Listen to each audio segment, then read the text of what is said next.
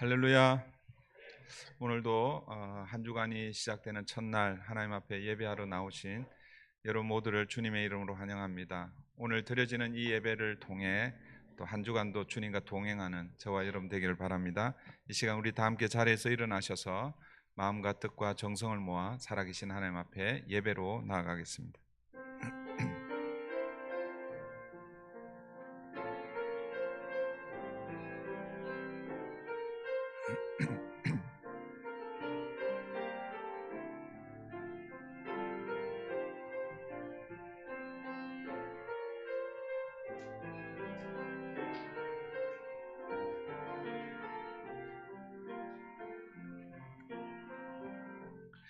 지존자의 은밀한 곳에 거주하며 전능자의 그늘 아래에 사는 자여, 나는 여호와를 향하여 말하기를 그는 나의 피난처요 나의 요새시요 내가 의뢰하는 하나님이라 하리라. 아멘.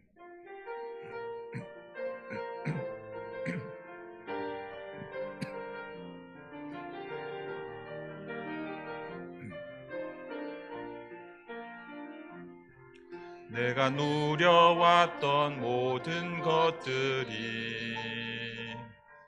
내가 지나왔던 모든 시간이, 내가 걸어왔던 모든 순간이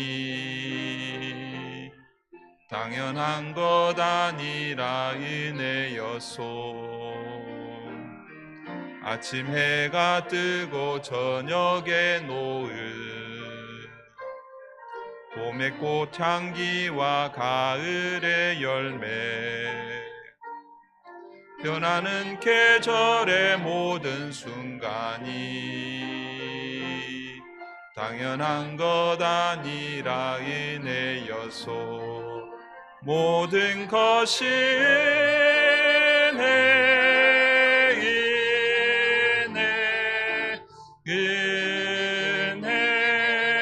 한없는 은혜. 내 삶에 당연한 건 하나도 없었던 것을 모든 것이 은혜여소. 내가 이 땅에 태어나 사는 것, 어린아이 혈절과 이금까지 숨을 쉬며 살며 꿈을 꾸는 삶, 당연한 것 아니라 은혜여소. 내가 하나님의 자녀로 살며 오늘 찬양하고 예배하는 삶, 복음을 전할 수 있는 축복이 당연한 것 아니라 은혜여소. 모든 것이 은혜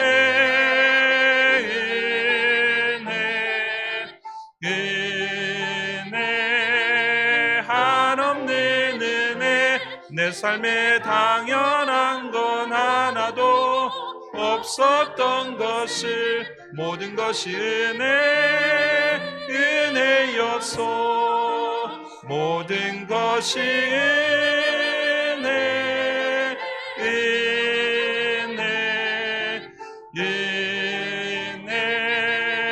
한없는 은혜. 내 삶에 당연한 건 하나도 없었던 것을 모든 것이 은혜여소.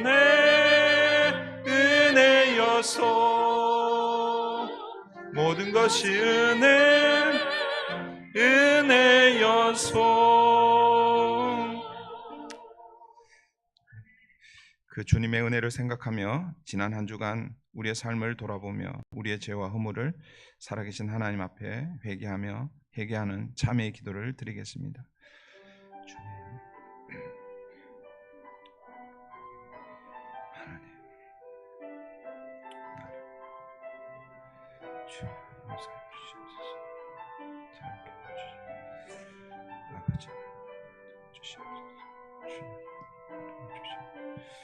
아버지 하나님, 그곳에서 떠날 수 있도록 보여주시옵소서. 주님, 저희 자리에서 떠날 수 있도록 도와주시옵소서. 주님, 십자가 안에로 하나님 도와주시옵소서.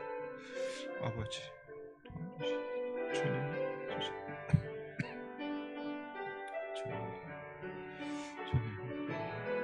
아버지 주님 도와주시옵소서. 주님 도와주시옵소서. 아버지 주님 도와주시옵소서. 주님 도와주시옵소서.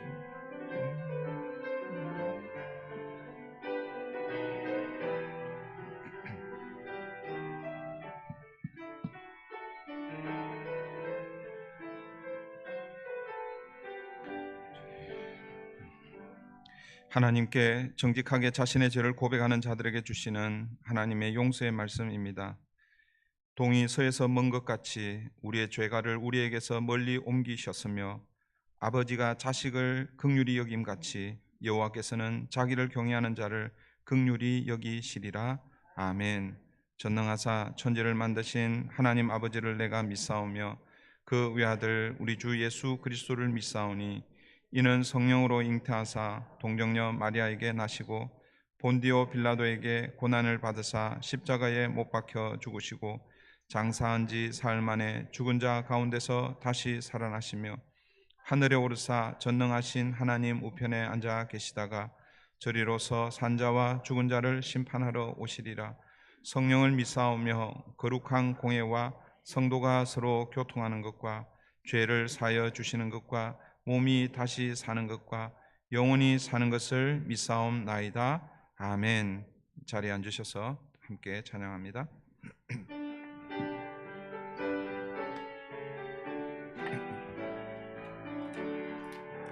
주 은혜를 받으려 모인 성도들 주 크신 뜻 깨닫게 하옵소서. 내 고통의 멍에를 다 벗게 되니 날 구속하신 이름 찬양하리.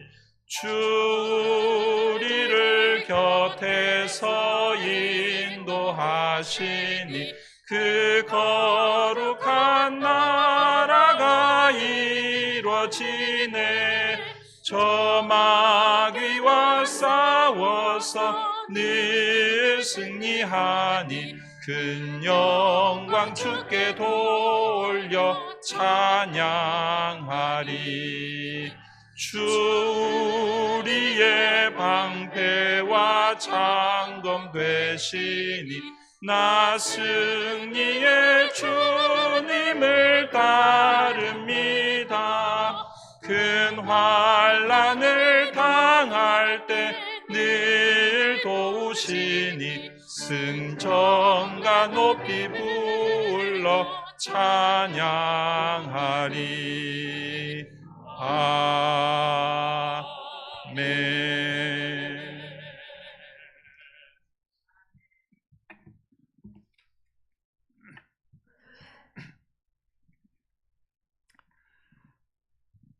참으로 좋으신 하나님 아버지, 지난 한 주간도 하나님의 사랑과 은혜 가운데 지켜주시고 우리의 발걸음을 정해주시는 하나님의 인도하심에 따라 또 한 주간을 승리할 수 있도록 이끌어 주신 하나님 아버지께 감사와 찬송과 경배를 올려드립니다.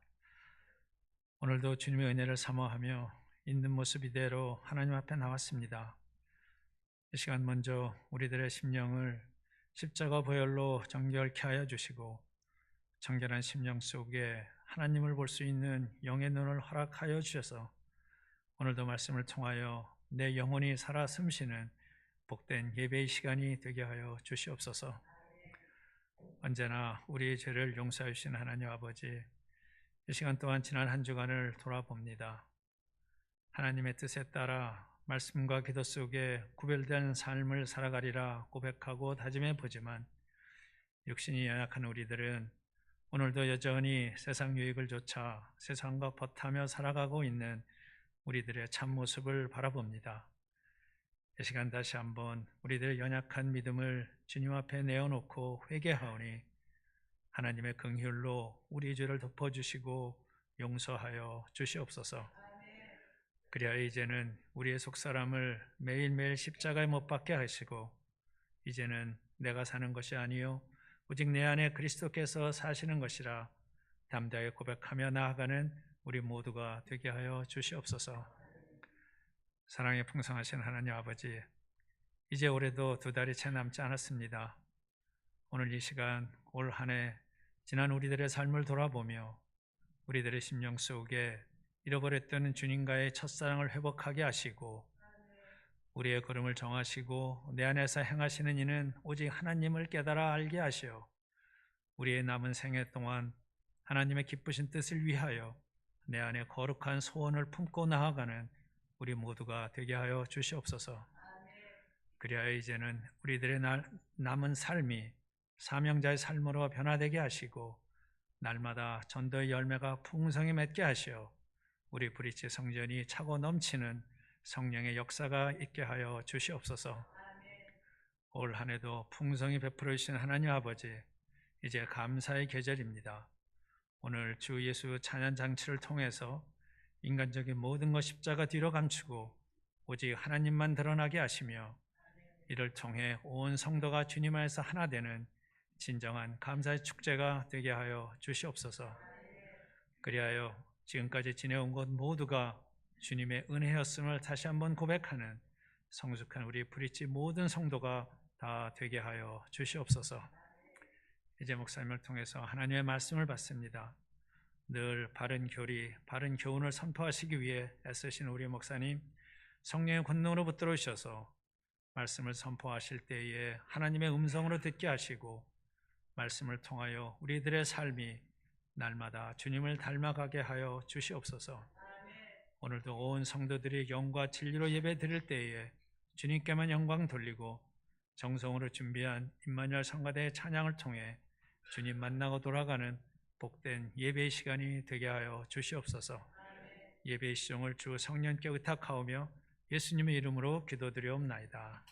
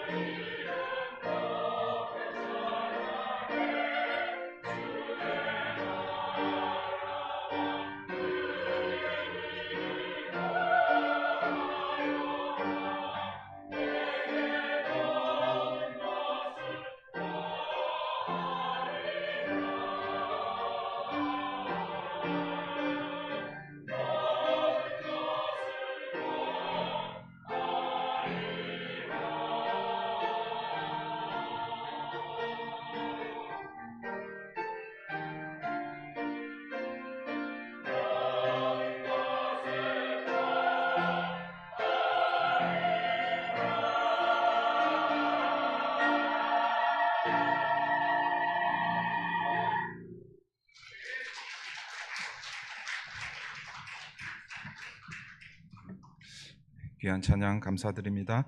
오늘 우리에게 주시는 하나님의 말씀 창세기 35장 1절부터 15절까지입니다. 창세기 35장 1절부터 15절.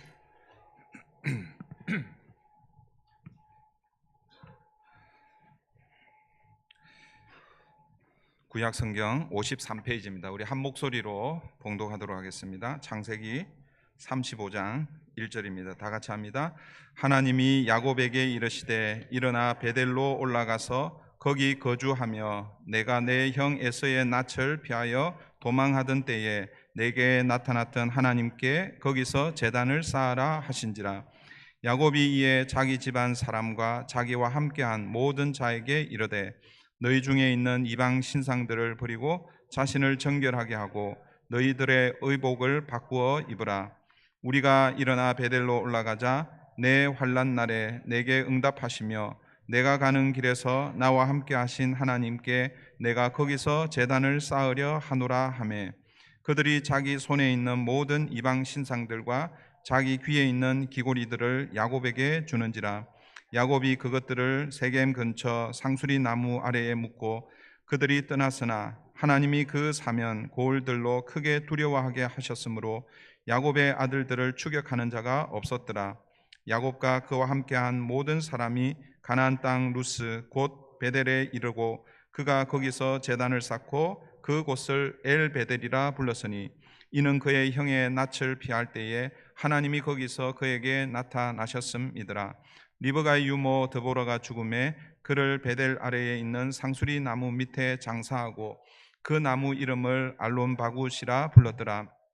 야곱이 밧단 아람에서 돌아오매 하나님이 다시 야곱에게 나타나사 그에게 복을 주시고 하나님이 그에게 이르시되 내 이름이 야곱이지만은 내 이름을 다시는 야곱이라 부르지 않겠고 이스라엘이 내 이름이 되리라 하시고 그가 그의 이름을 이스라엘이라 부르시고 하나님이 그에게 이르시되 나는 전능한 하나님이라 생육하며 번성하라. 한 백성과 백성들의 총회가 내게서 나오고 왕들이 내 허리에서 나오리라. 내가 아브라함과 이삭에게 준 땅을 내게 주고 내가 내 후손에게도 그 땅을 주리라 하시고 하나님이 그와 말씀하시던 곳에서 그를 떠나 올라가시는지라. 야곱이 하나님이 자기와 말씀하시던 곳에 기둥 곧 돌기둥을 세우고 그 위에 전제물을 붓고 또 그 위에 기름을 붓고 하나님이 자기와 말씀하시던 곳의 이름을 베델이라 불렀더라. 아멘. 오늘은 하나님의 집이 된 이스라엘이라는 제목으로 하나님 말씀을 함께 나누겠습니다. 우리는 창세기 34장에서 세겜성에서의 디나의 수치를 이스라엘의 수치로 그렇게 보았습니다.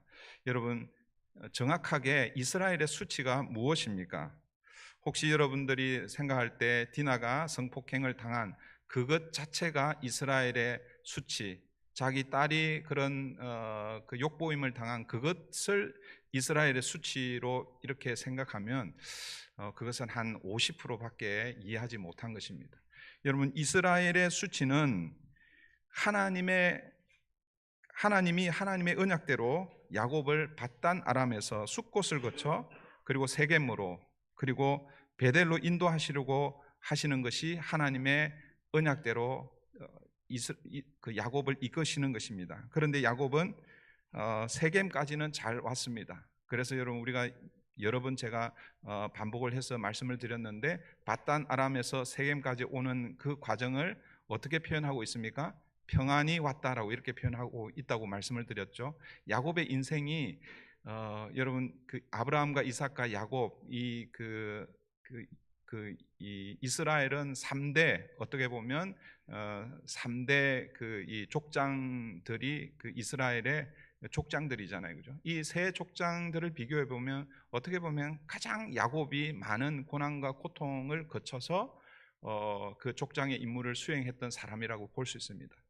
그의 인생을 애굽 왕 바로 앞에서 험악한 세월을 보냈다라고 이렇게 표현하고 있는데 유일하게 이 평안이라는 그 표현이 바로 밧단 아람에서 세겜으로 오는 그 여정, 그 과정을 평안이라고 이렇게 표현하고 있습니다. 그 말은 밧단 아람에서 세겜까지 오는 이 과정은 하나님의 언약대로 하나님의 이끌림 바 되어서 그렇게 왔다라는 그런 의미입니다.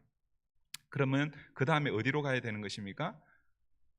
베델로 올라가야 되는 것이죠. 그런데 여러분, 야곱은 베델에 올라가지 않고 세겜에 눌러앉아 세겜 성 사람들과 교류하면서 그리고 그곳에 땅을 사고 정착하려고 했던 것, 여러분, 이것이 이스라엘의 수치라는 것을 여러분 기억하셔야 됩니다. 그러니까 디나의 수치가 이스라엘의 수치라고 할 때에 디나가 그 욕보임을 당한 그것 자체가 이스라엘의 수치가 아니라 하나님의 언약대로 바단 아람에서 세겜까지는 잘 왔는데 그런데 거기에 머물러 있었던 것, 하나님 말씀에 온전히 순종하지 못한 것, 이것이 바로 이스라엘의 수치고 부끄러움이었습니다. 이제 창세기 34장에서 디나의 사건으로 하나님은 이스라엘의 수치를 드러내시고 또 할례 전쟁을 통해서 더 이상 세겜에 머물지 못하게 하셨습니다. 그러니까 이제 야곱은 어디로 가야 합니까? 바로 베델로 올라가야 하는 것이죠. 그래서 창세기 35장은 야곱이 베델로 올라가는, 그래서 마침내 하나님의 언약에 따라 야곱이 하나님의 집이 되는 그 과정을 오늘 35장 전반부에 소개해 주고 있습니다. 다음 주에 다시 살펴보겠지만 베델에서 야곱은 마지막 12번째 아들 베냐민을 얻게 됩니다. 그러니까 하나님의 집으로서 이제 이스라엘의 12지파가 완성이 되는 것입니다. 오늘 본문은 야곱이 베델로 올라가는 과정과 그리고 베델에 올라가서 하나님 앞에 단을 쌓을 때 하나님께서 다시 야곱을 축복하는 그런 장면이 오늘 본문입니다. 먼저 1절을 한번 보십시오. 하나님이 야곱에게 이르시되 일어나 베델로 올라가서 거기 거주하며 내가 내 형 에서의 낯을 피하여 도망하던 때에 내게 나타났던 하나님께 거기서 제단을 쌓아라 하신지라. 우리말 성경은 하나님이로 그렇게 시작되고 있지만 히브리어 원어 성경은 그때에라는 말로 시작되고 있습니다. 그래서 영어 성경을 참고해 보시면 영어 성경에도 then으로 그렇게 시작되고 있음을 알 수 있습니다. 그때, 여러분, 그때가 언제입니까? 세겜에서 약 10년 동안 그곳에 머물고 정착하려고 할 때 디나 사건이 벌어지고 할례 전쟁을 치르고 그 결과로 가나안 족속에게 악취를 내게 하여 야곱이 더 이상 세겜에 머물지 못하게 되었을 그때라는 것이죠. 그때 하나님이 야곱에게 나타나셔서 베델로 올라가서 그곳에 제단을 쌓으라라고 말씀하시는 것입니다. 여러분, 여기서 이 제단이라는 말이 히브리어로 미즈베아흐입니다. 이런 단어를 기억할 필요는 없지만 그러나 제단이 가지고 있는 의미를 여러분들이 좀 잘 숙지하시면 좋겠습니다. 여러분, 이 제단이라는 이 말 뜻은 우리가 이해하는 대로 그게 뭐예요? 제물을 올려놓고 하나님 앞에 예배 드리는 이런 개념으로 이해하실 겁니다. 그런데 이 원래 이 미즈베아흐의 이 단어의 원래 뜻은 죽이는 장소, 죽음이 담기는 곳, 쉽게 얘기하면 죽는 곳이 제단이라는 것입니다. 그래서 모세 시대에 하나님께서 성막을 만들라고 하셨을 때 성막으로 들어가면 성막들에서 제일 먼저 만나는 그 성막의 기구가 무엇입니까? 번제단입니다. 번제단. 그 번제단에서 하나님께 드릴 제물을 죽이고 피를 뿌리고 그리고 그 제물을 태우는 것이죠. 그것이 바로 번제단, 제단입니다.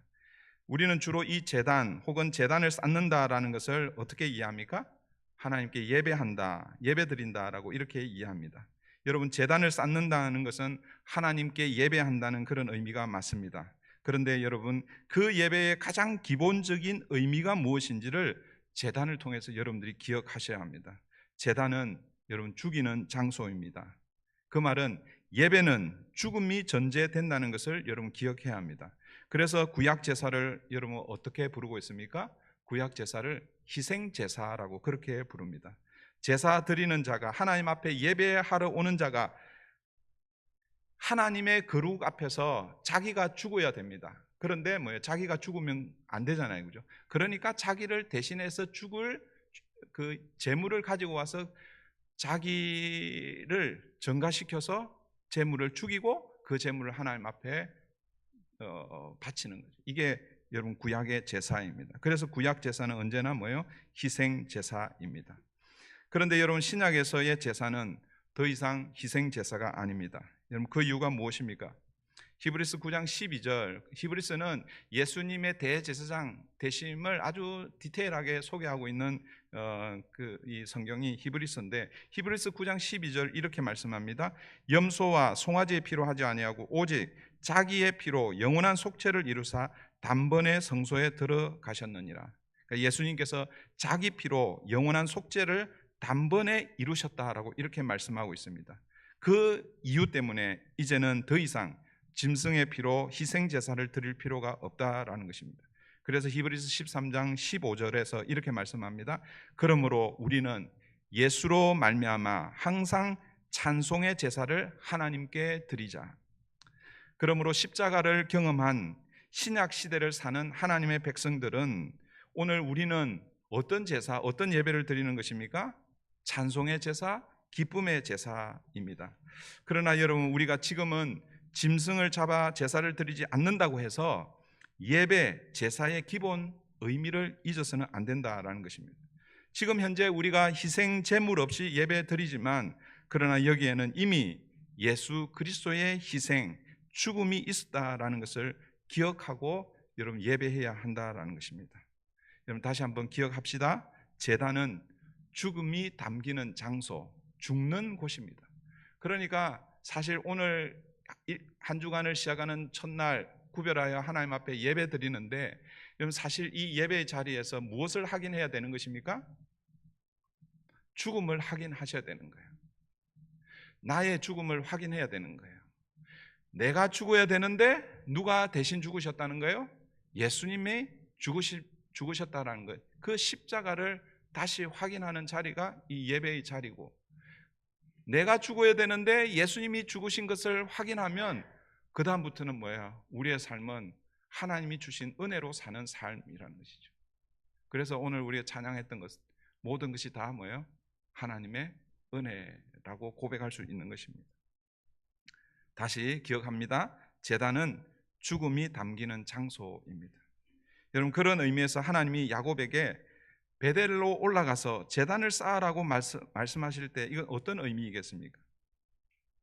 너의 죽음을 확인하라라는 그런 의미죠. 여러분, 창세기 33장에서 그 창세기 33장은 이제 세겜에 도착하는 그 장면이거든요. 그 세겜에 도착해서 야곱이 먼저 뭘 쌓았습니까? 제단을 쌓았잖아요. 단을 쌓았잖아요. 그 야곱이 단을 쌓고 그 제단 이름을 뭐라고 불렀습니까? 좀 어려운데 엘로헤 이스라엘, 하나님, 이스라엘의 하나님이라는 그 단을 쌓았습니다. 여러분, 이 그 단의 의미가 어떤 의미라고 제가 말씀을 드렸습니까? 그 단을 쌓기 이전에 어떤 사건이 있었습니까? 야복 나루에서 버니엘에서 하나님과 씨름했잖아요, 그죠? 씨름하고 나서 하나님께서 야곱을 어떻게 만들어 주셨어요? 야곱을 이스라엘로 만들어 주신 거예요. 그리고 세겜으로 가서 단을 쌓는데 엘로헤 이스라엘, 하나님은 이스라엘의 하나님입니다 라는 거예요. 이 무슨 의미라고 그랬어요? 야곱의 입장에서 보면 하나님, 이제는 저는 더 이상 야곱이 아닙니다. 이제는 이스라엘로 살겠습니다. 이걸 좀 더 구체적으로 얘기하면, 과거 지난 야곱은 이제 죽었습니다. 이제는 새로운 이스라엘로 다시 태어났습니다. 이스라엘로 살겠습니다. 이런 의미라는 것이죠. 그런데 야곱이 제단은 그렇게 잘 쌓았는데 창세기 34장이 시작되면서 야곱의 모습은 전혀 죽은 모습이 아니었죠. 그래서 다시 반복하지만 34장에 이 세겜에서 어떤 사건이 일어나는 거예요? 디나 사건이 일어나고 할례 전쟁이 일어나는 것입니다. 이것은 필연적인 사건이라고 그렇게 제가 말씀드렸습니다. 이제 그 사건이 일어난 그때에 하나님이 이제 야곱에게 베델로 올라가서 다시 제단을 쌓으라고 말씀하신 것입니다. 이제 다시 베델로 올라가라는 그 하나님의 계시가 야곱에게 주어지자 야곱은 베델로 올라갑니다. 그런데 베델로 올라가기 전에 먼저 무엇을 하고 있습니까? 2절 보십시오. 2절 다 같이 한번 읽을까요? 2절입니다. 시작. 야곱이 이에 자기 집안 사람과 자기와 함께한 모든 자에게 이르되 너희 중에 있는 이방 신상들을 버리고 자신을 정결하게 하고 너희들의 의복을 바꾸어 입으라. 여러분, 이 2절 말씀을 보면 그 긍정적으로 보면 이제 베델이 아니라 야곱이 베델로 올라가기 전에 자기와 또 가족들을 이게 준비시키는 이런 모습이라고 이렇게 볼 수 있지만, 그러나 여러분 부정적으로 보면 지금 야곱이 세겜에 와서 몇 년 정도 살았다고 말씀을 드렸어요? 약 한 10년입니다. 뭐 이제 정확하게 10년이라고 이렇게 얘기하고 있지는 않지만 그 디나가 세겜 땅에 왔을 때 적어도 6살쯤 되었을 것이고, 그리고 그 성폭행을 당하고 결혼 말이 오가는 그 정도로 보면 15살에서 17살이 결혼 적령기이기 때문에, 그래서 적어도 세겜에서 한 10년 정도 머물렀다라고 이렇게 이제 우리가 유추를 했습니다.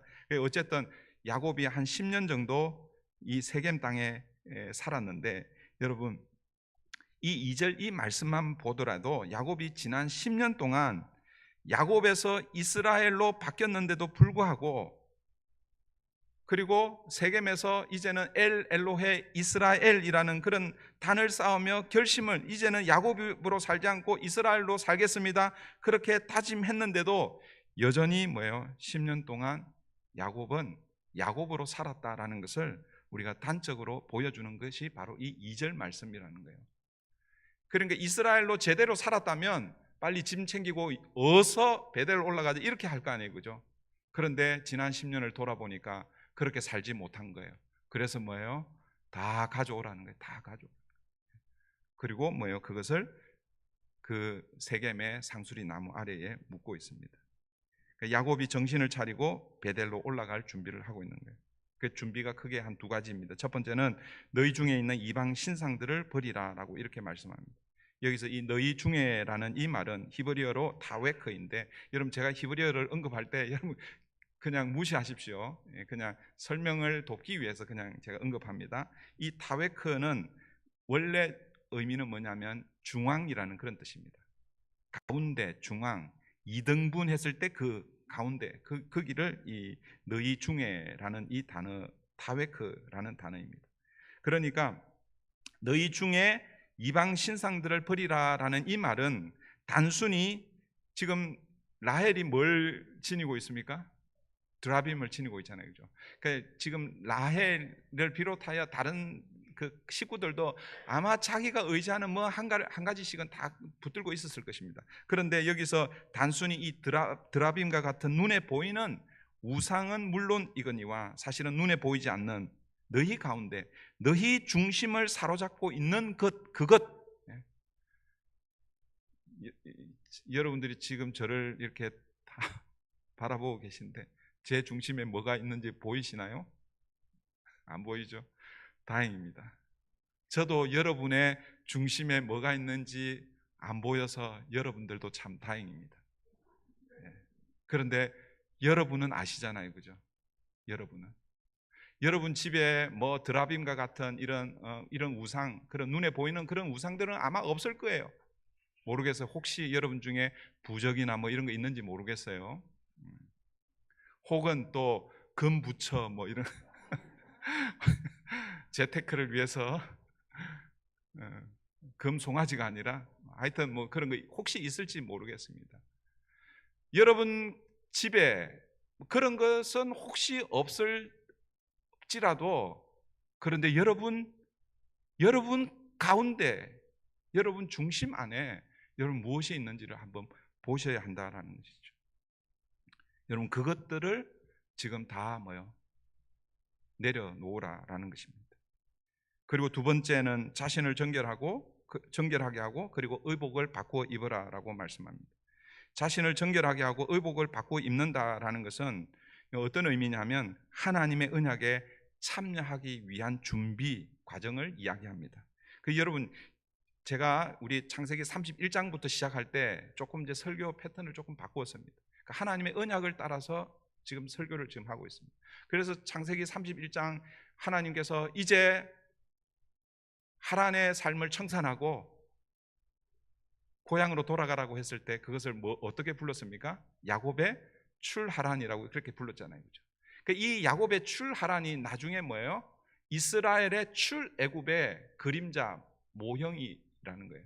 그래서 나중에 여러분 이스라엘이 모세에 의해서 출애굽하고 나서 시내 광야에 갔을 때에 하나님과 언약을 맺는 장면이 있습니다. 그게 출애굽 19장입니다. 그 출애굽 19장에서 지금 야곱이 베델로 올라가기 전에, 하나님의 언약 안으로 들어가기 전에 지금 하라고 하는 이것을 그대로 모세가 뭐예요? 이스라엘 백성들에게 지시하고 있습니다. 그게 출애굽 19장 10절입니다. 여호와께서 모세에게 이르시되 너는 백성에게로 가서 오늘과 내일 그들을 성결하게 하고, 이 뭐예요? 앞에 자신을 정결하게 하고, 똑같죠? 그 다음에 그들에게 옷을 빨게 하고, 이 옷을 빨게 하는 것, 그러니까 새 옷으로 갈아입는데, 여기 출애굽기에는 새 옷으로 입으라라고 말씀하지 않고 옷을 빨게 하는 것으로 그렇게 말씀하고 있습니다. 이게 같은 의미라고 이렇게 보시면 됩니다. 하나님의 언약 안에 들어가기 전에 우리에게 있는 모든, 우리 가운데 중심에 있는 그 우상들을 다 버리고, 그리고 우리 자신을 정결하게 하고 옷을 갈아입는 거예요. 그렇게 해서 뭐예요? 하나님의 언약 안으로 들어가는 것입니다. 여러분, 이것은 어떤 의미입니까? 야곱은 지금까지 하나님의 언약을 따라 산다고 했지만, 그러나 실제는 어떻게 살았다는 거예요? 하나님께서 야곱을 이스라엘이라고 이름을 바꾸어 주었지만, 그러나 여전히 야곱은 자기의 옛 이름, 자기 힘으로, 자신의 행위로 하나님의 언약을 이루어 가려고 애쓰고 노력했다라는 것입니다. 그래서 지금 야곱은 그 옷을 벗어 버리고 있는 것입니다.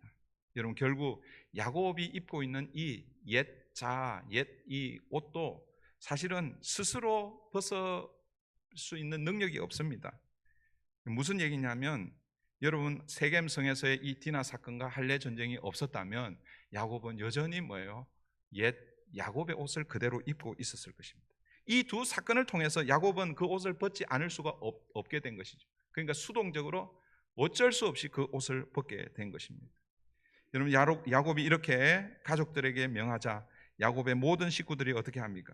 이방 신상과 자기 귀에 있는 귀걸이들을 야곱에게 주고, 야곱은 세겜 근처 상수리 나무 아래에 그것들을 묻고 있습니다. 묻고 있습니다. 땅에 파묻고 있습니다. 3절 4절 보십시오. 3절 4절 다 같이 한번 읽어볼까요? 3절 4절입니다. 시작. 우리가 일어나 베델로 올라가자 내 환난 날에 내게 응답하시며 내가 가는 길에서 나와 함께 하신 하나님께 내가 거기서 제단을 쌓으려 하노라 하매, 그들이 자기 손에 있는 모든 이방 신상들과 자기 귀에 있는 귀고리들을 야곱에게 주는지라. 야곱이 그것들을 세겜 근처 상수리 나무 아래에 묻고. 야곱이 베델로 올라가자. 그런데 베델로 올라가기 전에 우리에게 있는, 우리 중심에 있는 모든 우상들을 다 내려놓고 우리를 정결하고 새 옷을 갈아입고 그렇게 가야 된다. 그렇게 하니까 뭐예요? 다 그렇게 하는 거예요. 그렇게 해서 그 우상 신상들, 귀걸이 뭐 이런 것들, 장신구들을 다 어디에 묻고 있습니까? 상수리 나무 아래에 묻고 있습니다. 그런데 여러분, 여기 상수리 나무라고 표현되어 있는 여기 이 히브리어가 하엘라라는 단어입니다. 이 단어의 하는 어떤 의미냐면 영어의 정관사 더의 의미입니다. 그러니까 이걸 우리말 성경은 그냥 상수리 나무로 이렇게 번역하고 있는데, 이걸 좀 더 정확하게 번역하면 어떻게 번역해야 되는 것입니까? 그 상수리 나무라는 거죠. 그 상수리 나무. 그러니까 이것은 상수리 나무가 여러 개 있는데 그 중에 그냥 어떤 나무에 그 나무가 아니라는 것이죠. 이것은 이미 그 전에 언급되었던, 그래서 누구나 다 아는 그 나무라는 그런 의미입니다. 그러면 이 상수리, 그 상수리 나무는 어떤 나무인가? 어떤 나무이겠습니까? 하나님께서 조부 아브라함에게 언약을 주실 때 나타나셨던 그곳, 그리고 그 아브라함이 그 상수리 나무에서 제단을 쌓았던 그 나무라는 것입니다. 창세기 12장 6절 7절을 제가 읽어드립니다. 아브라함이 그 땅을 지나 세겜 땅 모래 상수리 나무에 이르니 그때에 가나안 사람이 그 땅에 거주하였더라. 여호와께서 아브라함에게 나타나 이르시되 내가 이 땅을 내 자손에게 주리라 하신지라. 자기에게 나타나신 여호와께 그가 그곳에서 제단을 쌓고. 아브라함이, 여러분, 창세기 12장은 창세기 12장 1절, 2절, 3절 보시면 하나님께서 아브라함에게 나타나셔서 아브라함을 부르시잖아요. 너는 너의 본토 친척 아비 집을 떠나 내가 내게 지시할 땅으로 가라라고 이렇게 말씀하실 때 아브라함이 그 명령을 듣고 이제 떠나는 거예요. 떠나서 도착한 곳이 어디입니까? 그곳이 바로 가나안 땅인데 그 도착한 그 가나안 땅에 그 지역이 어디냐면 세겜이에요. 세겜. 그래서 이 창세기 12장 6절, 7절 이 말씀은 아브라함이 하나님의 말씀에 순종하여 가나안 땅에 와서 제일 먼저 단을 쌓은 곳이 바로 뭐예요? 세겜 땅 모래 상수리 나무 아래이고, 그리고 지금 오늘 본문에서 야곱에게 베델로 올라가라라고 하셨을 때 베델로 올라가기 전에 그 세겜 그 상수리 나무에서 지금 뭐예요?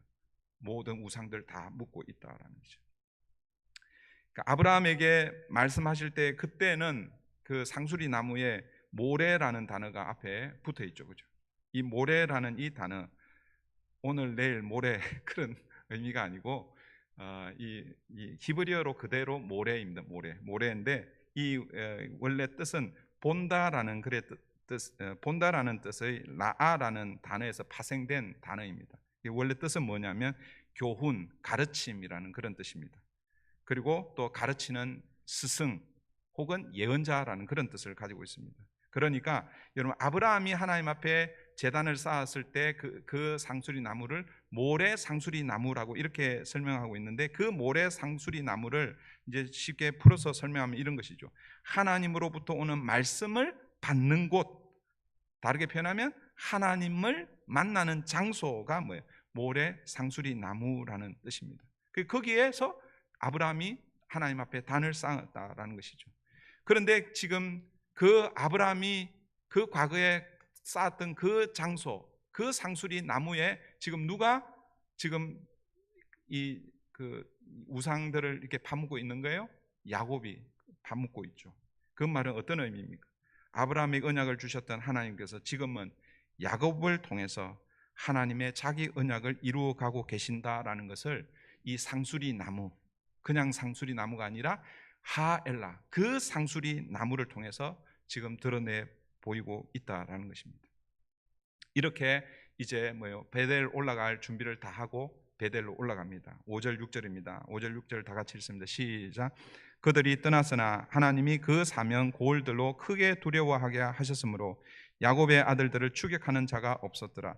야곱과 그와 함께한 모든 사람이 가나안 땅 루스 곧 베델에 이르고, 하나님이 자기 언약대로 야곱을 베델로 이끌어 가셨기에 여러분 가나안 주민들이 야곱과 그의 아들들을 추격하지 못했다라고 이렇게 말씀하고 있습니다. 그리고 이제 드디어 야곱이 베델에 올라가게 됩니다. 그 베델에 도착해서 거기서 무엇을 하고 있습니까? 제단을 쌓고 있죠. 7절입니다. 7절 다 같이 읽습니다. 시작. 그가 거기서 제단을 쌓고 그곳을 엘 베델이라 불렀으니 이는 그의 형의 낯을 피할 때에 하나님이 거기서 그에게 나타나셨음이더라. 30년 전 형 에서의 낯을 피해 바단 아람으로 갈 때 하나님께서 나타나셨던 그 곳에 지금 야곱이 단을 쌓고 있습니다. 그리고 그 단의 이름을 뭐라고 부르고 있습니까? 엘베델이라고 이렇게 부르고 있습니다. 엘베델 밑에 여러분 성경 보시면 설명이 되어 있죠. 엘베델이라는 것은 어떤 의미입니까? 베델의 하나님이라는 이런 뜻입니다. 베델의 하나님이라는 이런 뜻인데 이 의미가 뭔지를 우리가 늘 생각을 해야 됩니다. 야곱에게는 야곱은 왜 이 베델에서 단을 쌓고 그냥 베델, 이제 우리 15절에는 다시 베델이라고 이렇게 이름을 붙이는데 처음에 와서 그 단을 쌓으면서 엘 베델이라고 이렇게 이름을 붙이고 있습니다. 이게 어떤 의미인가?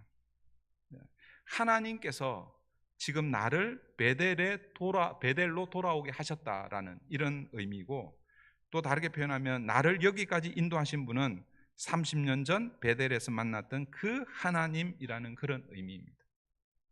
그리고 또 다르게 표현하면 여러분 베델이 무슨 뜻이라고요? 하나님의 집이잖아요. 그런데 하나님의 집인데 하나님은 누구를 통해서 하나님의 집을 삼기를 원하시는 거예요? 야곱을 통해서 하나님의 집을 삼기를 원하시는 거예요. 여러분 하나님께서 아브라함을 부르시고 이삭을 부르시고 야곱을 부르신 이유 목적이 무엇인가? 무엇입니까? 하나님의 집을 만들기 위해서라는 거예요. 여러분, 신약의 이 하나님의 집이 뭐예요? 성전이 아니, 성전은 이 구약에서의 하나님의 집이고, 신약에서의 하나님의 집은, 우리 얼마 전에 디모데전서 새벽 예배 말씀 묵상했잖아요. 이제 디모데후서 지금 하고 있는 디모데전서 거기 말씀 묵상할 때 하나님의 집을 뭘 하나님의 집이라고 불렀어요? 교회를 하나님의 집이라고 얘기했잖아요. 나중에 결론적으로 다시 말씀드리겠습니다만은, 어쨌든 여러분, 하나님께서 아브라함을 부르시고 이삭을 부르시고 야곱을 부르신 목적은 여러분 하나님의 집을 만들기 위해서라는 것입니다. 그러니까 이 베델, 엘 베델이라는 것은 더 풀어서 쓰면 이거예요. 야곱을 하나님의 집으로 만드시는 하나님이라는 거예요. 그래서 오늘 설교의 제목이 뭐예요? 하나님의 집이 된 야곱입니다. 야곱. 이게 엘 베델이라는 거예요. 엘 베델. 오늘 설교의 제목은 엘 베델인데, 여러분들 엘 베델 그러면은 베델의 하나님이라고만 기억할 것 같아서 제가 그걸 다시 풀어서 설교 제목을 그렇게 만들어 놓은 거예요. 그러니까 지금 뭐예요? 이제 야곱도 이제 깨닫는 거예요. 하나님께서 나를 이스라엘로 만들어서 결국 하나님이 이끌고 가시는 곳은 어디 있냐면 베델이고, 그 베델에서 뭐예요? 이스라엘이라는 하나님이 머물 하나님의 집을 만들기 위해서라는 것을 깨닫고 그곳에 단을 쌓으면서 엘 베델이라고 이렇게 이름을 붙인 것입니다. 여러분, 이것이 무슨 의미냐 하면은 다시 제가 좀 설명드리면, 여러분 야곱이 이 베델로 돌아오는 그 여정, 그 과정이 순탄하게 그리고 순종하면서 왔습니까? 그렇지 않죠. 자, 다시 창세기 28장으로 가면요, 형 에서의 낯을 피해서 어디로 갑니까? 바단 아람으로 가잖아요. 하란으로 가잖아요. 그런데 그 가는 그 여정 광야 길에서 뭐예요? 하나님을 만납니다. 그래서 야곱이 그곳을 하나님의 집이라는 이름을 야곱이 붙였잖아요. 그죠? 베델이라고 붙였습니다. 그리고 야곱이 뭐라고 서약을 합니까? 내가 다시 돌아오겠습니다. 그런데 하나님께서 내가 너를 이곳으로 인도해 주시겠다고 그렇게 말씀하셨습니다. 그런데 세월이 얼마나 지나서 여기에 도착하는 거예요? 30년 걸린 30년 걸려. 그러니까 30년이 걸려서 지금 오게 된 것이죠. 그러니까 이 엘 베델이라는 이 고백은 여러분 야곱이 순탄하게 순종해서 그렇게 돌아왔다면 아마 그렇게 고백하지 않았을 것입니다. 야곱은요 베델로 돌아올 생각이 사실은 거의 없었습니다. 적어도 지난 10년 동안은. 왜요? 10년 동안 어디에 머물러 있었어요? 세겜에 머물러 있었잖아요. 베델에 거의 다 왔는데 그냥 세겜에 그냥 뭐 1개월, 2개월도 아니고 1년도 아니고 몇 년을요? 10년 여러분. 지나고 나면 이 10년이 짧은 기간이지만 여러분 지금부터 앞으로 10년 생각해 보세요. 제가 우리 교회 이제 지금 만 6년이 지나고 7년째 지금 사역하고 있는데, 여러분 제가 앞으로 10년을 사역해야 된다 이렇게 생각하면요, 야 이거 어떻게 하나? 이런 생각이 든단 말이에요. 지나고 나면 와 10년이 언제 지나갔지 이렇게 생각할 수 있지만, 근데 여러분 적어도 야곱은요 10년 동안 베델로 돌아갈 생각이 없었습니다. 그런데 어떤 사건을 경험하면서 베델로 돌아가게 됩니까? 계속 반복합니다. 디나 사건과 할례 전쟁이죠. 여러분 이 디나 사건과 할례 전쟁은요 우리의 인생에서도 일어나는 그런 여정이라는 것을 여러분 기억하셔야 됩니다. 똑같은 그런 사건이 아니라, 그러니까 무슨 얘기냐면 하나님은 하나님의 백성을 하나님의 언약의 자리로 데려오시기 위해서 말을 듣지 않으면 어떻게 하시겠다는 거예요. 이 디나 사건을 통해서 할례 전쟁을 통해서 그렇게 하셨더라도, 다른 사람들에게 미움을 받게 하셨더라도 그렇게 뭐예요? 어디로 데려가시겠다는 거예요? 하나님이 원하는 장소로 데려가시겠다라는 거예요. 우리도 우리의 믿음의 여정 가운데서 하나님의 약속, 하나님의 언약을 붙들고 살지 못하면 죄송한 얘기지만 여러분 이런 경험을 할 수 있을 수 있습니다. 그럴 때 여러분 우리의 자세가 어떻게 해야 됩니까? 그게 원망하고 불평하는 것이 아니라 깨달아야 되는 것이죠. 하나님 내게 왜 이런 연단, 이런 고난, 고통을 주시는지, 내가 지금 하나님의 언약 가운데서 혹시라도 이탈해 있지는 않는지 다시 돌아보는 그 과정을 거쳐야 됩니다. 그러므로 여러분 야곱은요 베델로 돌아오게 한 것은 누구라는 거예요? 자기가 적어도 10년 동안은 베델로 갈 생각이 없었습니다. 그런데 이 디나 사건과 할례 전쟁을 통해서 뭐예요? 베델로 꾸역꾸역 가고 있는 것이죠. 그러니까 결국 이 베델로 돌아오게 한 것은 누구라는 거예요? 하나님이라는 것이죠. 야곱은 하나님의 손, 하나님의 언약에 이끌려 이 베델로 온 것입니다. 언약을 주신 분도 하나님이시고 그리고 그 언약을 이루시는 분도 하나님이시라는 것이죠. 그런 의미에서 뭐예요? 지금 베델에 와서 엘 베델, 나를 여기까지 인도하신 분은 베델에 30년 전 베델에서 만났던 그 하나님이 나를 여기로 데려왔다라고 지금 30년 만에 고백하는 이 고백이 바로 엘 베델이라는 것입니다. 그러므로 여러분 야곱을 이끄는 어떤 의미에서 오늘 우리로 얘기하면 신앙의 주체, 우리를 믿음의 여정으로 이끌어가는 신앙의 주체는 여러분 야곱 자신이 아니라는 거예요. 하나님의 언약이, 하나님의 말씀이 야곱을 이끌어가고 있다라는 것입니다. 사랑하는 성도 여러분, 이것은 오늘 우리의 신앙도 마찬가지라는 거예요. 우리의 신앙의 여정도 마찬가지라는 거예요. 여러분 혹시 여러분 가운데 내가 예수를 잘 믿어서 난 여기까지 왔다, 여러분 이렇게 생각하시는 분도 혹시 계실지 모르겠습니다. 내가 예수를 믿어 주어서 하나님 나를 이렇게, 그건 여러분 착각입니다. 여러분 우리가 예수 믿은 것은 우리의 실력이 아닙니다. 내가 예수를 믿어 주어서가 아니라는 거예요. 하나님이 예수를 믿게 해 주신 거예요. 그런데 어떤 사람들은요, 그래서 어떤 사람들은 내가 아무리 예수를 믿으려고 해도 안 믿어지는 이런 사람들이 있어요. 그런 사람들이 가끔씩 있거든요. 그게 왜 그럴까요? 자기는 예수를 믿고 싶은데 안 믿어지는 그런 사람들이 있거든요. 하나님이 믿게 하지 않으니까 그런 거죠. 그러므로 우리가 예수를 믿는 것은요 다 하나님의 은혜입니다. 하나님의 은혜가 아니면 아무것도 여러분 우리가 할 수 없습니다.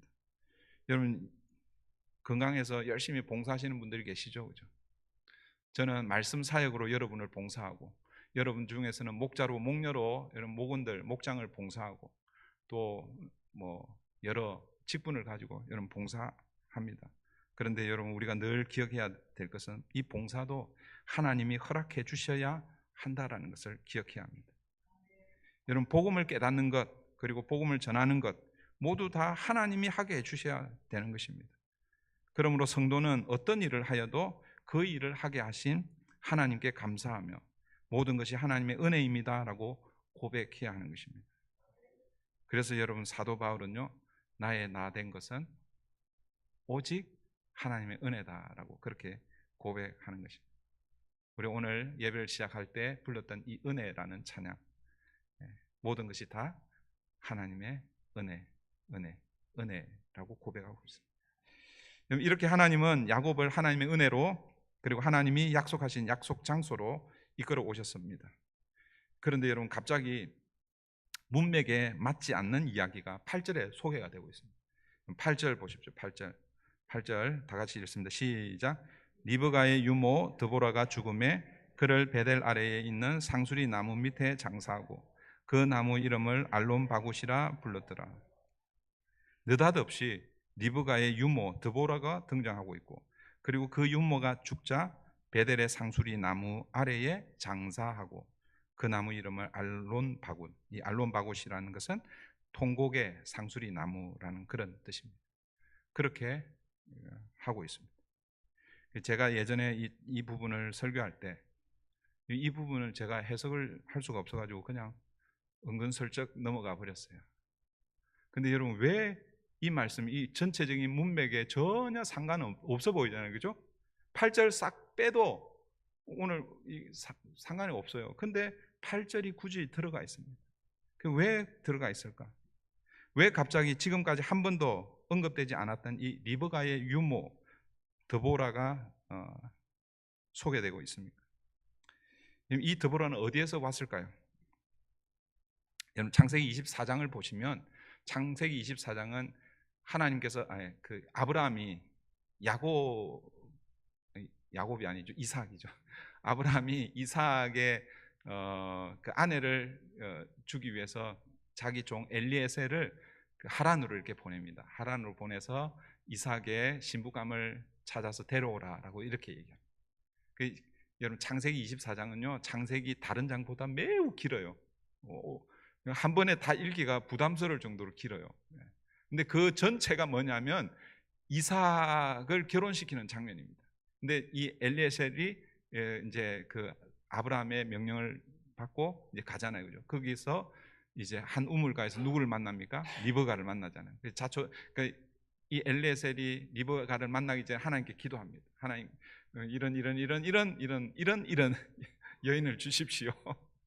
그럴 때 뭐예요? 딱 보니까 그런 여인이 왔어요. 그래서 그 표현이요, 순적이, 이 엘리에셀이 순적이 리브가를 만났다. 그래서 너 집이 어디 있냐? 그렇게 해서 그 집에 가가지고 나는 저기 브엘세바에 사는 아브라함이 나를 여기 보냈는데 그의 아들이 이삭인데 신부감을 찾고 있다. 그런데 리브가가 하나님께서 주신 신부감인 것 같다. 그래서 리브가를 데려가고 싶다. 그러니까 뭐예요? 그래라. 그런데 한 달 뭐 좀 시간을 두고 안 된다. 엘레셀이 지금 당장 가야 된다. 다음 날 가야 된다. 그래, 그러면은 리브가한테 물어보자. 그렇게 해서 리브가한테 물어보니까 예, 바로 가겠습니다. 그렇게 해서 가잖아요, 그죠? 그런데 그 가는 중에 창세기 24장 59절에 이렇게 표현이 되어 있습니다.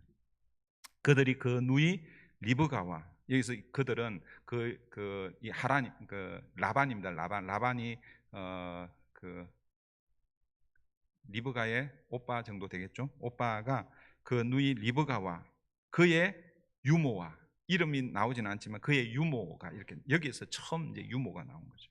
그리고 아브라함의 종과 그 동행자들을 보내며라고 소개하고 있습니다. 그래서 학자들은 이 드보라가 어떻게 야곱과 함께 했는지를 이렇게 설명합니다. 30년 전에 뭐예요? 형 에서의 낯을 피해서 어디로 가고 있습니까? 바단 아람으로 가잖아요, 그죠? 근데 이 유모는 어디 출신입니까? 리브가는 어디 출신입니까? 바단 아람, 하란 출신이잖아요. 근데 이 리브가가 자기 아들 야곱을 보내는데 혼자 보내기가 너무 안쓰러운 거예요. 그래서 누구를 딸려 보낸 거예요? 자기의 유모 드보라를 딸려 보낸 거예요. 성경에는 그런 내용이 없습니다. 그래서 학자들이 그렇게 유추합니다. 그렇게 해서 뭐예요? 아마 유모 드보라가 같이 갔을 것이다. 왜냐하면 거기에 지리에 이미 잘 알고 있고, 그래서 뭐예요? 야곱을 그때부터 야곱을 따라갔을 것이다라고 그렇게 학자들은 그렇게 이해합니다.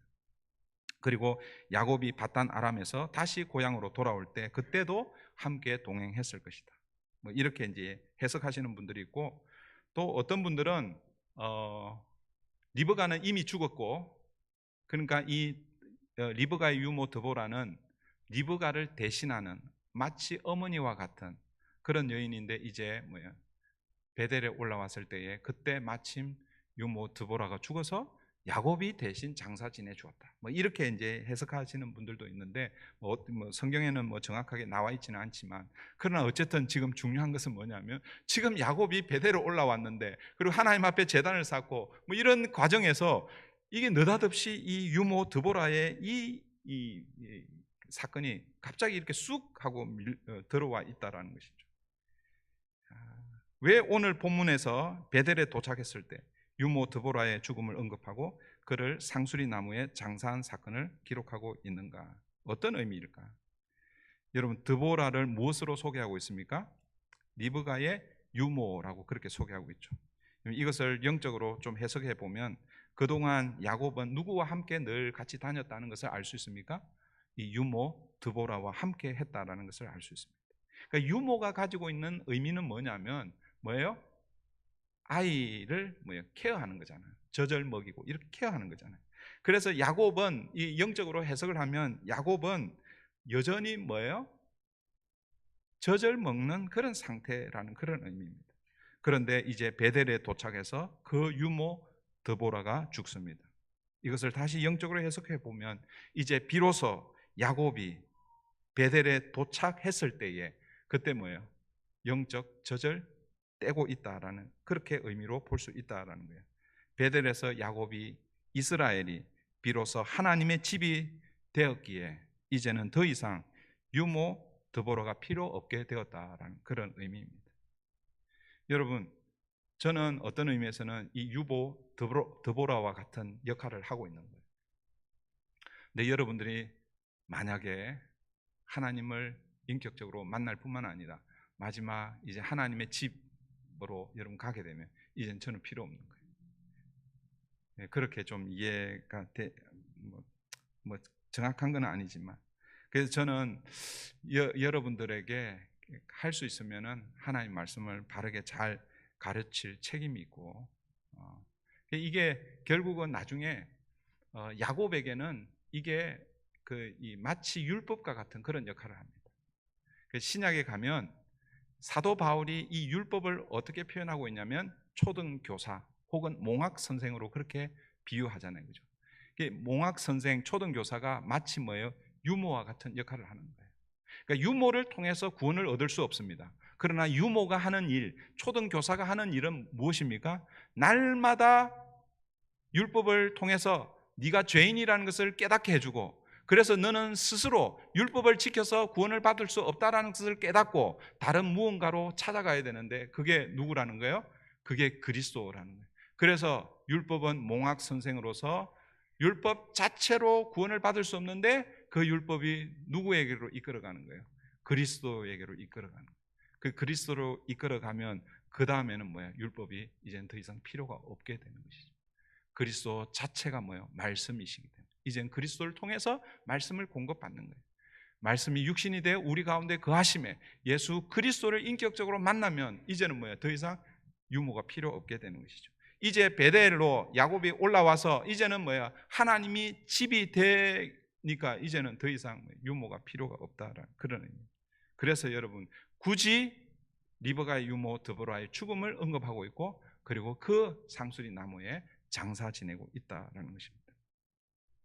9절 10절입니다. 야곱이 밧단 아람에서 돌아오매 하나님이 다시 야곱에게 나타나서 그에게 복을 주시고, 하나님이 그에게 내 이름이 야곱이지만은 내 이름을 다시는 야곱이라 부르지 않겠고 이스라엘이 내 이름이 되리라 하시고, 그가 그의 이름을 이스라엘이라 부르시고.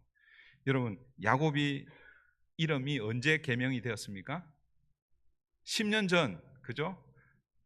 숫꽃, 그 다음에 세겜에 이르기 전에 어디에서 야복나루, 그 버니엘, 거기에서 뭐예요? 하나님께서 이미 10년 전에 계명해 주셨습니다.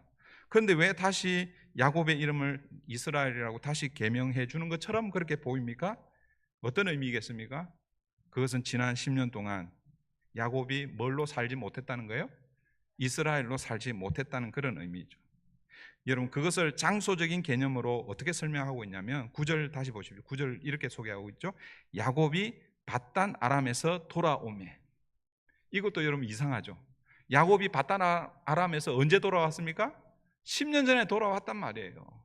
그런데 지금 하나님은 마치 지금 밧단 아람에서 돌아온 것처럼 그렇게 지금 말씀하고 있다는 거예요. 그 말은 뭐냐면, 죄송합니다, 잃어버린 10년, 지난 10년 동안은 하나님께서 10년 전에 야곱을 이스라엘로 만들어 주셨고, 그리고 베델로 올라가서 거기서 이미 10년 전에 하나님의 집으로 그렇게 쓰임을 받아야 되는데, 근데 10년 동안 죄송합니다, 허송세월 한 거예요.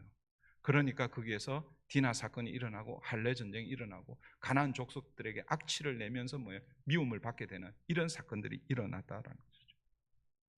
그런데 이제 하나님은 야곱이 어디로 왔습니까?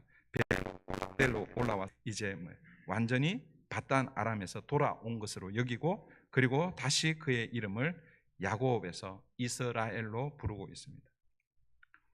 이것을 오늘 우리에게 좀 적용을 해보면, 여러분, 우리도 예수를 믿고 열심히 살아갑니다. 그런데 열심히 사는데 때로는 여전히 옛 모습 그대로 살고 있을 때가 있죠, 그죠? 10년, 오늘 여기에는 10년이지만 어쩌면 예수를 믿고 신앙생활하고 교회 출석하면서 지금까지 내가 신앙생활 하는데도 불구하고 지금까지 옛 야곱의 모습으로 살고 있을 수 있다는 것을 여러분 기억해야 합니다. 그렇다면 우리는 여전히 밧단 아람에서 살고 있는 그와 똑같은 거예요. 교회에 와서 예배드리고 신앙생활하고 하나님의 집에서 산다고 생각하는데, 그런데 여전히 나는 어디에서 살고 있는 거예요? 밧단 아람의 야곱으로 그렇게 살고 있다는 것입니다. 그럴 때 어떻게 해야 되는 거예요? 베델로 올라가야 하는 것이죠. 여러분, 베델로 올라간다는 것은 하나님의 집이 된다는 그런 의미입니다. 하나님의 집이 아까 뭐라고 그랬어요? 하나님의 집? 신약적인 개념에서 구약에서는 하나님의 집은 성막 그리고 성전이지만 신약적인 개념에서 하나님의 집은 뭐라고요?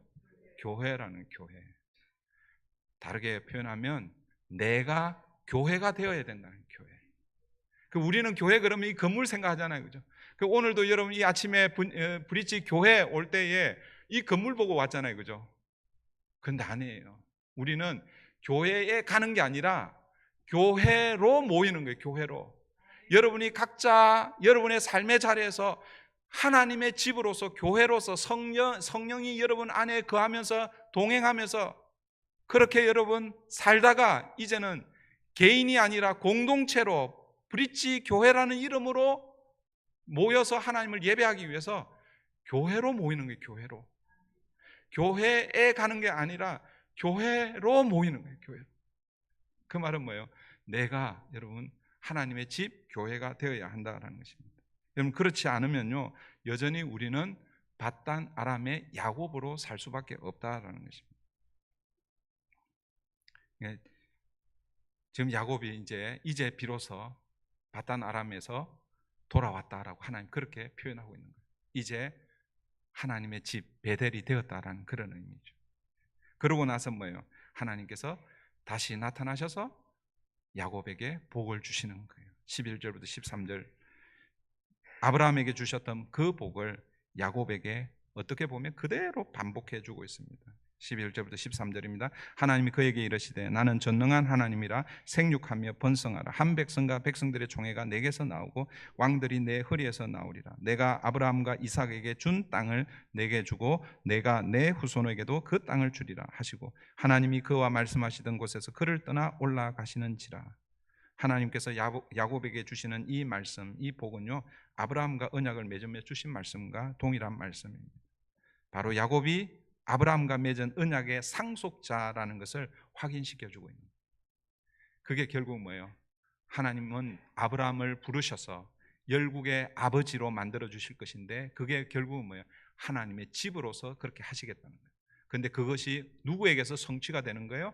야곱에게서 성취가 되고 이 야곱이 베델에 올라와야 비로소 뭐예요? 이스라엘 12지파. 그래서 다음 주에 우리가 보게 될 베냐민, 그 전까지는 뭐예요? 11 아들밖에 없었어요. 거의 뭐예요? 지금 되고 있는 아직 완전 완성되지 않은 거예요. 그래서 이제 오늘 본문 이후에 베냐민이 태어나는 것입니다. 그렇게 해서 이스라엘의 12아들이 되는 것이죠.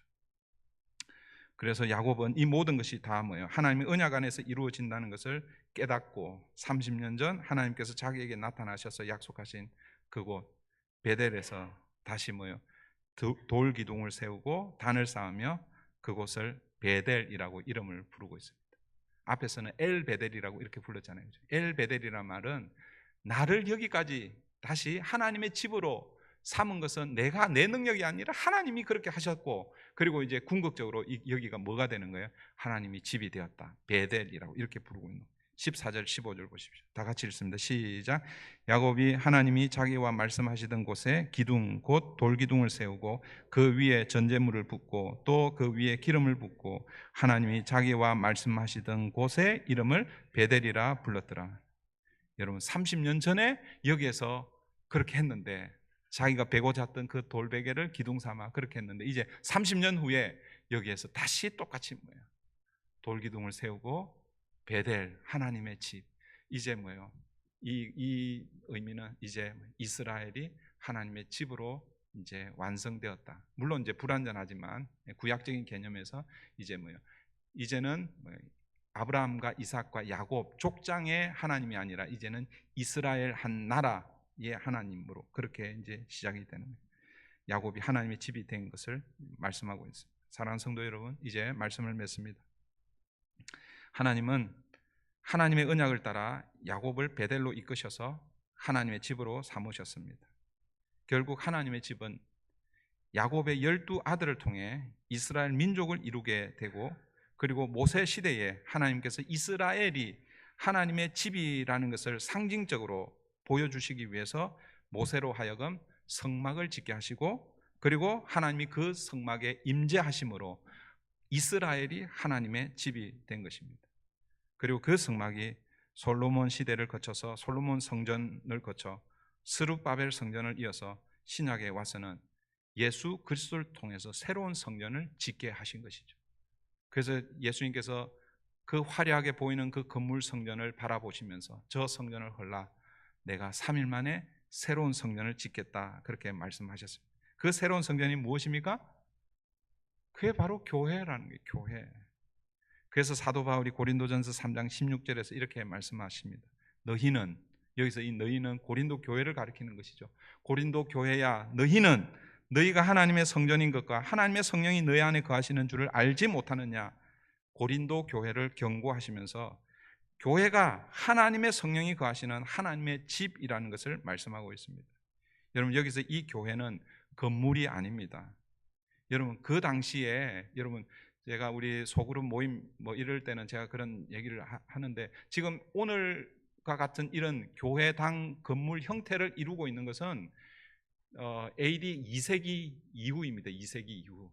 그러니까 우리 성경에 나타난, 신약에 나타나는 고린도 교회, 로마 교회, 빌립보, 에베소 교회라고 이렇게 부를 때 여러분 그 교회를 생각하면서 이런 건물을 생각하면 안 되는 거예요. 그 당시에는요, 건물이 아니라 뭐가 교회라는 거예요?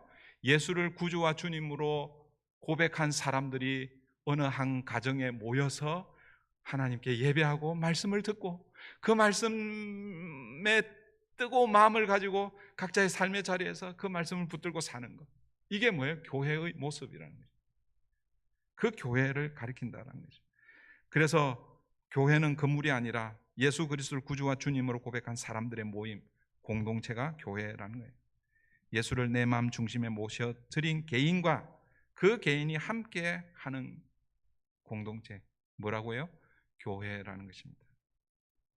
하나님께서 야곱을 베델로 이끄신 것은 전적인 하나님의 언약을 따라 하나님의 은혜로 된 것입니다.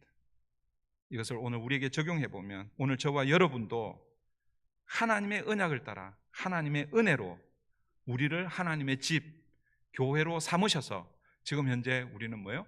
브릿지 교회로 이렇게 모여 있는 것입니다. 그래서 하나님께서 허락하신 이 교회를 우리가 함께 사랑하고 함께 교회를 교회되게 하는 저와 여러분 되기를 바랍니다. 기도하겠습니다. 좋으신 하나님, 30년 전에 약속하셨던 그 베델의 약속을 야곱이 30년 동안 어떻게 보면 하나님의 언약을 따라 산다고 했지만 그러나 바단 아람의 야곱으로 살았습니다. 이제는 그 30년 동안의 그 과거를 다 청산하고 비로소 하나님의 은혜로 야곱을 베델로 올리시며 하나님의 집으로 삼아 주셨습니다. 우리가 바로 야곱이었고 각자 한 사람 한 사람이 하나님의 언약을 따라 하나님의 은혜로 하나님의 집 교회가 된 줄 믿습니다. 지금 이 시대에 브릿지 교회로 함께 모여서 하나님의 집을 세워가는 우리 모든 성도님들에게 오늘도 하나님의 은혜가 아니면 우리는 아무것도 할 수 없습니다 고백하며 예수 그리스도를 중심으로 하나님은 허락하신 이 교회를 함께 사랑하고 함께 섬겨가는 우리 모든 성도님들 다 되게 도와주시옵소서. 감사하며 예수님의 이름으로 기도하옵나이다. 아멘. 찬송가 289장 우리 찬양 드리면서 드려진 예물 하나님 앞에 올려드리겠습니다.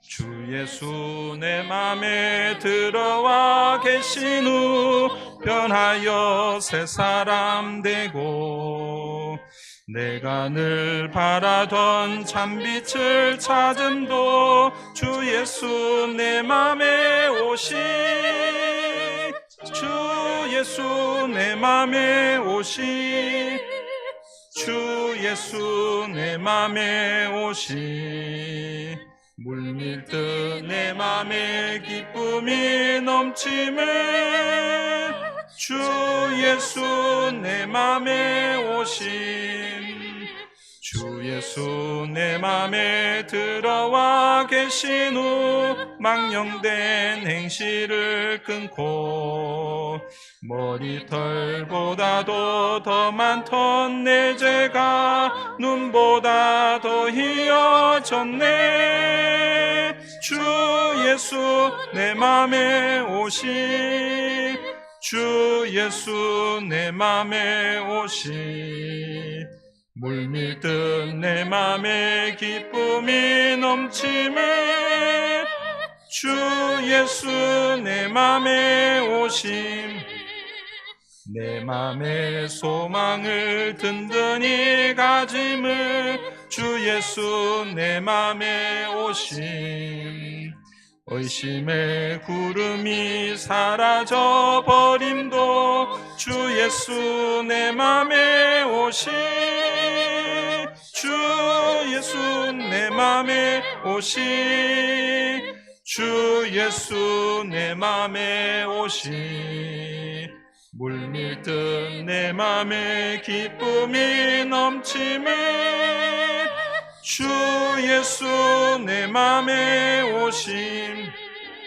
사망의 음침한 골짜기 가다가 밝은 빛 호련히 비춰 저 멀리 하늘 문 환하게 보임도 주 예수 내 맘에 오시, 주 예수 내 맘에 오시, 주 예수 내 맘에 오시, 물밀듯 내 맘에 기쁨이 넘침에 주 예수 내 맘에 오시, 내가 저 천성에 올라가 살기는 주 예수 내 맘에 오시, 천성에 올라가 주님의 내리니 그 기쁨이 그대 앞에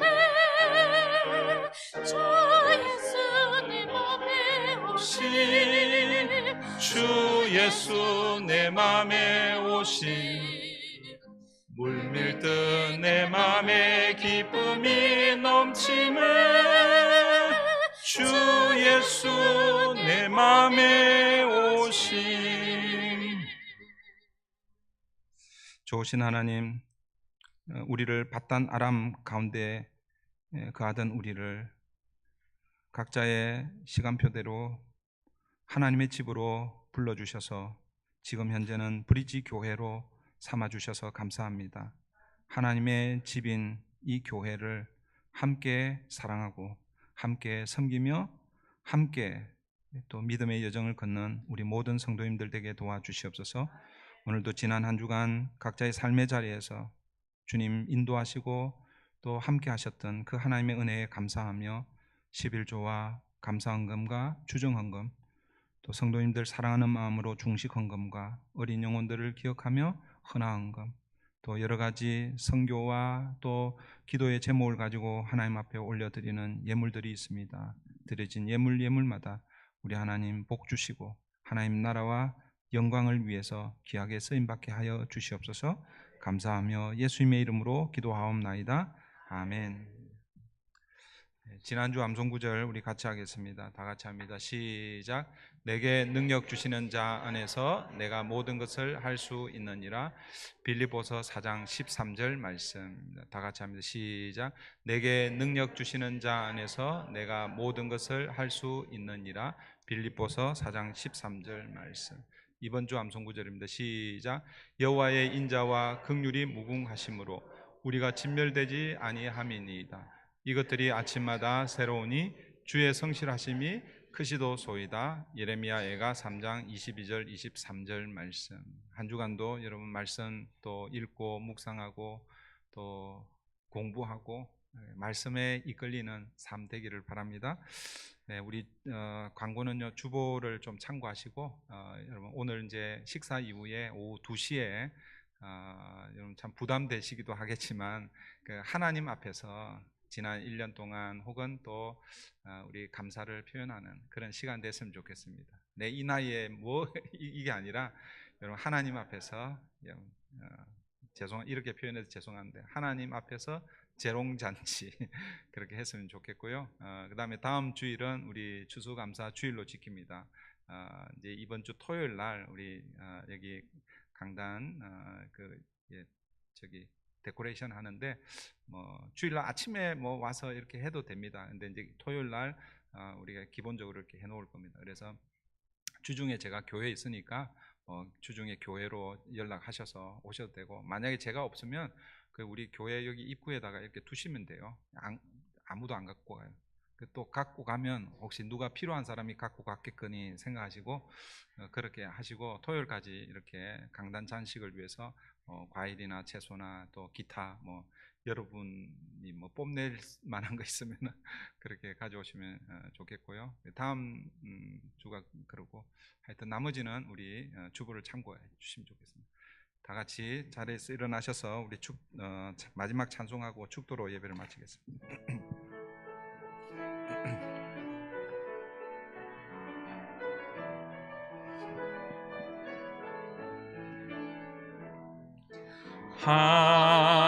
하나님은 우리의 피난처가 되시며 환난 중에 우리의 힘과 도움이시라. 하나님은 우리의